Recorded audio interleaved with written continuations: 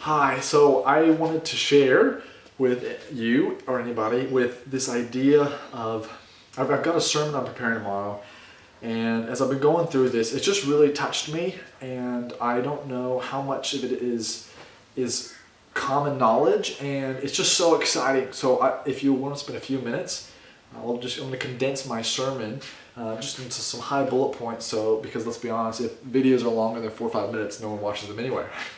At least on YouTube and stuff. But Easter is normally a very somber time. Like Good Friday is a somber time, and normally Sunday is a celebration time. But even though tomorrow is going to be quite somber, it's not unexpected.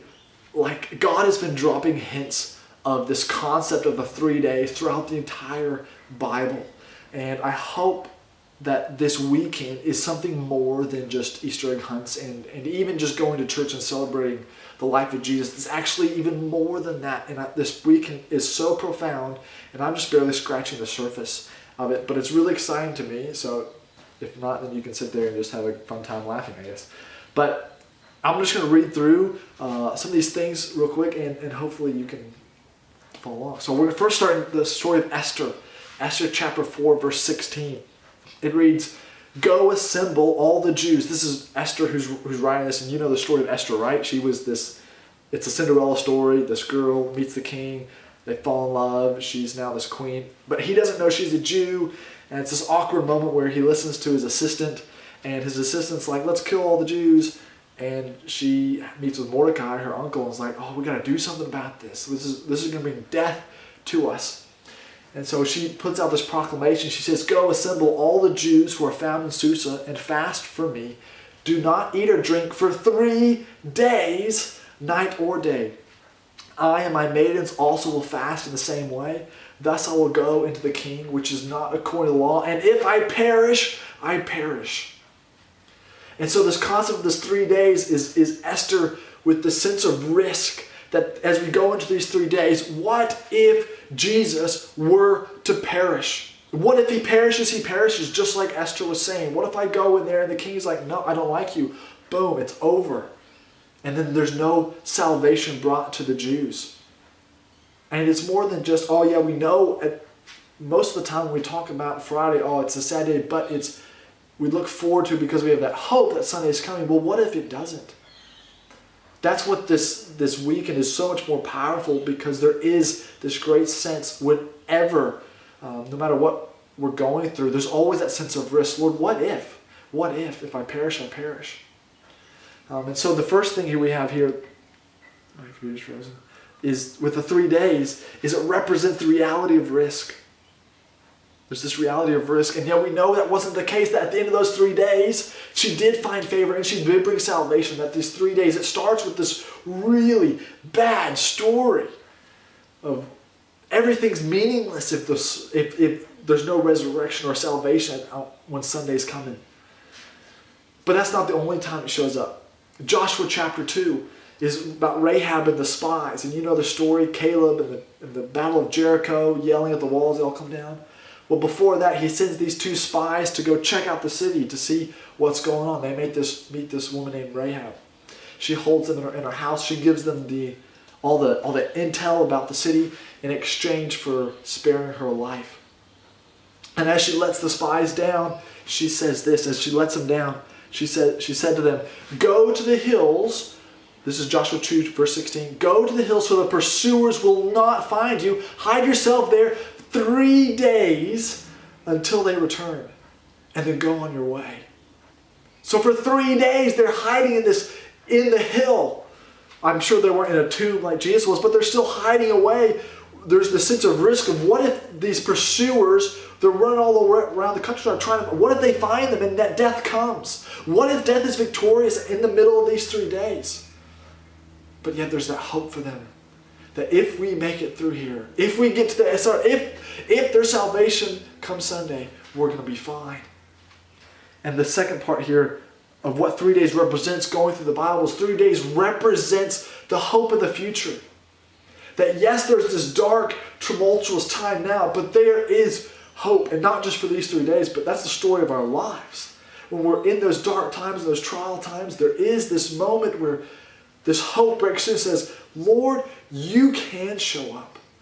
That at the end, no matter what's going on in my life, at the end, even when my life ends, there's that hope. We're going to be singing a song in the church service. I'm not going to sing it now because that would be highly embarrassing, as if this isn't already embarrassing enough.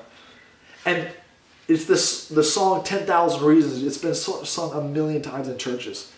And we're going to sing it tomorrow. But there's a line in that song that says, and on that day when my strength is failing, those times when we are hiding away from the bad guys, we're about to approach the king, and we're like, this is it, my strength's gone. When the end draws near and my time has come, whether that's death later on, or just in these tumultuous 3 days that we often have.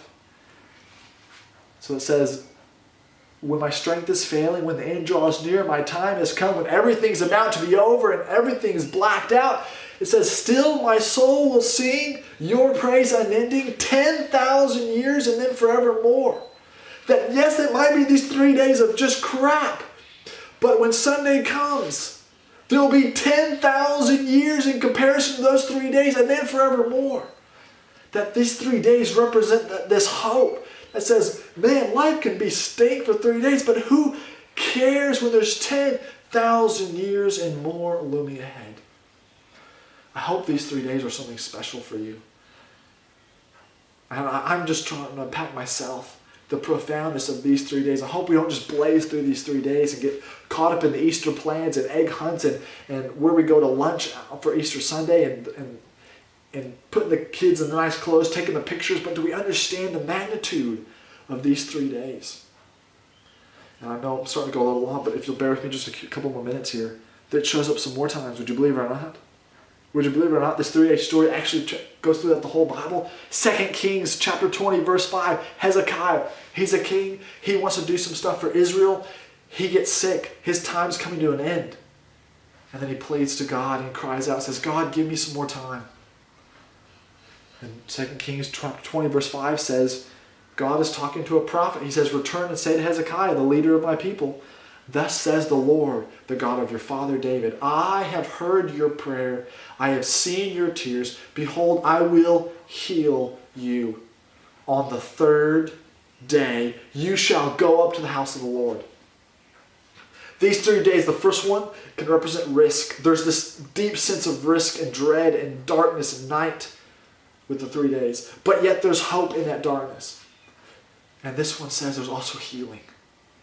As Hezekiah, he won't be healed that day, but on this process of 3 days, or somehow in those 3 days, we pass from death to life, that there's healing from sin. That the gates of hell, sometime in those 3 days, were broken through. The chains are gone, that we might go free, that we might have that life. On the third day, God wipes away the tears as we come into the house of the Lord. 30 days represents the process of healing. We all go through this process. And then we come to Hosea chapter 6 too. It keeps going. It keeps rolling. We can do this all day long. Hosea 6 verse 2 says, this is one of my favorite ones in all of it, says, come, let us return to the Lord, for he has torn us, but he will heal us. He has wounded us, but he will bandage us.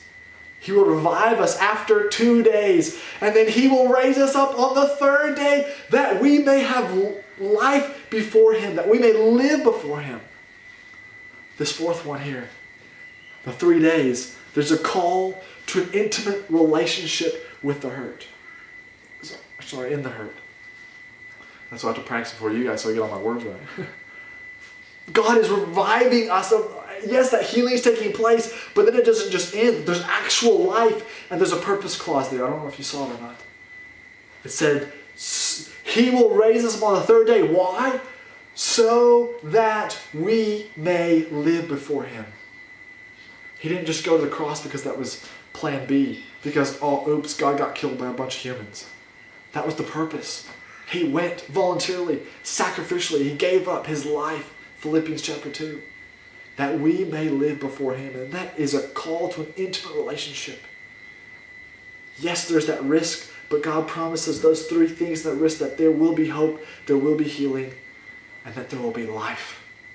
And that these 3 days represent that process of death to life. All these stories represent someone who was most likely going to face death. But out of that death, life came. Even Jonah was in the belly of the fish for 3 days and 3 nights, certain death. And yet 3 days later, he was saved. And he wasn't even repentant about it really either. And I could go on. This doesn't even include in Leviticus. There's a sacrifice, I believe it's the grain sacrifice, where for 2 days that you could burn the sacrifice and you could eat from the sacrifice, but on that third day you couldn't come and take any more because the sacrifice had been paid. It was gone. That third day there was nothing there. It doesn't even talk about the time where Rehoboam and Jeroboam and the kings as well, where one king wanted to have a terrible edict, and these people were going to be tormented literally by scorpions. Until 3 days, God brings a new king, one that he has called to save them. Now he ends up being a rubbish king in the end anyway, because he's not the king. But at the end of these 3 days, this weekend, at the end of this 3 days, there is a new king on the throne who has defeated death, defeated sin, and he reigns over everything, and he can reign over you as well. And so I look at these 3 days, I'm like, Lord, holy smokes, you've been working on this throughout the entire Bible, and I'm sure there's more that I haven't even found yet. But this is not just a once-off, it's not just a weekend. He's been giving us previews of this call from death to life in these 3 days, and I pray that for us, that these 3 days isn't just a weekend, that we get caught up in the Easter egg constantly, we get caught up in whatever is going on, but that we might actually understand, that you might take time out and think about in your life, Lord, how have you brought healing from A to B? How has my relationship brought life and life to others? Lord, how have you sustained me those times of risk and danger, and you've called me through those? Because that's what our 3 days are. That God is bringing life out of certain death. So I hope you're encouraged. Take it for what it's worth. And thanks for watching. See you. Bye.